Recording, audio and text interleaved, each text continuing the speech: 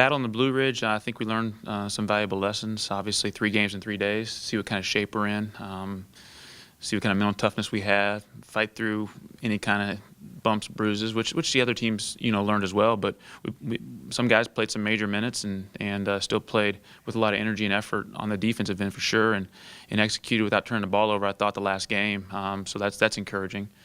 I wish we could have won 3 out of 3. It didn't happen that way. I told our guys, the team that played the hardest with the most energy won all 3 games we were involved in. We played with more energy than Arkansas State and beat them. Gardner-Webb played more energy than we did, and then yesterday, we played our most complete game of the year and obviously beat Eastern Illinois. So some positives come out of that, and just looking forward to this week. Obviously, our 4th game in 5 days, but at least I get a day off. It's not 5 games in 5 days. I know some of those Power 5 conference tournaments are 5 games in 5 days. I'm glad I don't have to mess with that. But we're going to go over ECU stuff today and get them focused. And basically up until this tournament, we always had 2 or 3 days to go over a scouting report and work on it with our guys. And between the Gardner-Webb game and the Eastern Illinois game, we had hours, and that's it. So it was nice that our guys could sort of come through with a game plan, especially against a team that played a real motion offense, which are sometimes hard to play against because they don't have any calls. We can't really help them other than their movements. And I thought our guys picked it up well, and really our defensive pressure sort of took them out of what they wanted to do. So hopefully we can do that with East Carolina and, translate that the rest of the year. Looking at the box score for that Eastern Illinois game, it seems like, was there a message sent with some of the minutes that were handed out? It seems like Ty and Jalen didn't play, weren't in the starting lineup, they're both under 10 minutes. Was that, you guys have to play better? I wanted to shake things up, and I thought that Ty Gadsden and JSD may have been really good defensively lately, and they were a motion team like I talked about, and so we needed guys that are going to be given maximum amount of effort on the defensive end, more so than maybe even scoring. And obviously it worked out. Whatever message needed to be sent needed to be understood. Hopefully it worked. I don't know. I didn't go in with a game plan of how many minutes certain people were going to play. I went in a game plan to change our starting lineup, and the minutes that were played were the minutes that were deserved based on the play and of yesterday. I mean, overall, obviously, you talked about maybe that effort and that play hard wasn't there in that second game for you guys, but overall, I mean, were you pleased with how your kids handled the tournament environment, I guess you would say? Yeah, absolutely. 3 games in 3 days is not easy, and 3 sort of different styles, so you 3 different athleticism of teams, too. I mean, Eastern Illinois is probably the least athletic team, but the one that scared me the most because of the way they understand the game, the way they read how you're playing them defensively, and they feed off of each other. And they were 2-0, and they just found ways to win. They got down in both their games, double digits, I think, in both games, and just hung around, and won it in the end. And so when we had that lead at half, that's what I told our guys, And so we've learned a lot, I think, these last 3 days, especially about each other and about our team. And hopefully going forward, our guys really understand that it's about energy and effort on the defensive end and execution on the offensive end. I've been harping on that quite a bit lately. And, a small story, we were doing those food bags at the Salvation Army, and, each person was in charge of one of the things. Well, I was at the very end collecting the bags, and some are missing a few things. And so, I told them, you guys have to communicate. If you run out of something, we need to know that. Like if you miss the first screen in our set, the second screen's not going to work. It's sort of an assembly line out there. So hopefully, just that little communication, that little lesson will help going forward. What did you envision when you brought Gadsden in? What did you recruit him as, and what has he done to fall into the spot that he's fallen into right now? Ty, when I recruited him, I knew he could handle the ball. I knew he could run the point. I knew he could make shots. I knew he could defend. Wherever that put him on the court, I didn't know.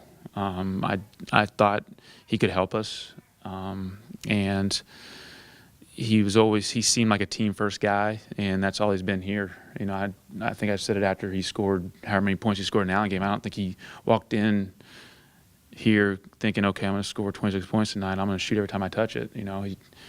He was open. He made the shot. Teammates got on the ball. He was open. He made the shot. If he wasn't open, he wasn't going to shoot it. He wasn't going to force it. And started yesterday and sort of did the same thing. He didn't miss a shot in the first half, and took the shots that were open and didn't have to force it. And a lot of times if you take open shots and you don't force it and you're not so hung up on making or missing, it might go in. Has it been easy to build that trust with him? Because it looks like he doesn't take bad shots and he plays sound principles defensively, which is something at times that's been lacking a little bit from other guys. Yeah, I trust him. I don't know if that means vice versa, but I trust that he's going to do the right thing. I trust that he's going to try and do what's best for UNCW, try and do what's best for his teammates, and that's what's most important to me. So hopefully other guys will sort of figure that out along the way. Kai's performance, the 14 points, 10 assists. How much does he have to continue to grow in that true point guard position, facilitating and cutting down turnovers? Yeah, I mean, obviously it helps to have your point guard have a great assist-turnover ratio, and he's done a better job the last few games.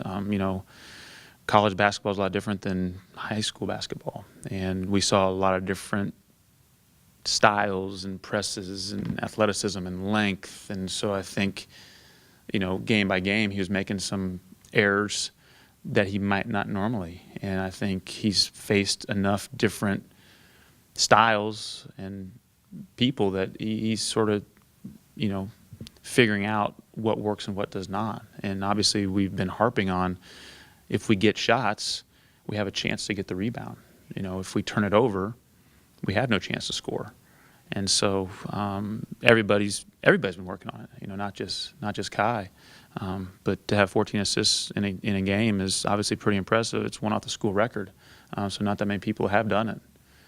So we're just looking for him to keep building on that confidence that he's at least shown when he's played the last few games. Where's that growing curve with Gene Tall and Devontae being on the floor together? Because it seems like they're still trying to learn how to play together.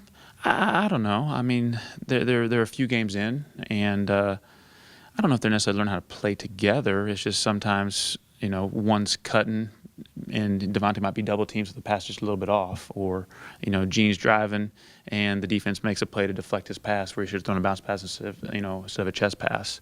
I think they'll be fine because Gene can really shoot it and made some shots, and if they want to go try and double off the other big, Gene can be open for the shot. So their games are very different. So they should complement each other pretty well. Are the last two games more indicative of what Gene is as a player as opposed to maybe the first 5 or so? Absolutely. Yeah, we just need that first one to go in from deep. We've always known that he can shoot the ball, and we've always encouraged him to shoot the ball. And so sometimes you just need to see the ball go in the basket, and that gives you some confidence going forward. And so we hope it continues. I mean, like I always tell our guys, I've never coached anybody that wanted to miss shots. Like if you can control making or missing, you'd make them all. The only thing you can control is playing hard. Like or you can control going to box out. You can control coming to 2-foot stops. Those are things you can control. The making and the missing you cannot. How big is tomorrow's game? Is just in a rivalry as in state, saying that for basketball purposes, how big is this rivalry? Yeah, it's big. I mean, ECU, UNCW, it's always been a rivalry. Joe's in his first year. I'm just starting my second year. New head coaches. We want to, try and win the game. Obviously, it's important going forward to win games in non-conference, and we have it here in Trask, and we need to, have hopefully the home court Trask advantage. But they're playing better. They're starting to figure each other out too, and they're long and athletic and really active, and so we just got to see how it turns out.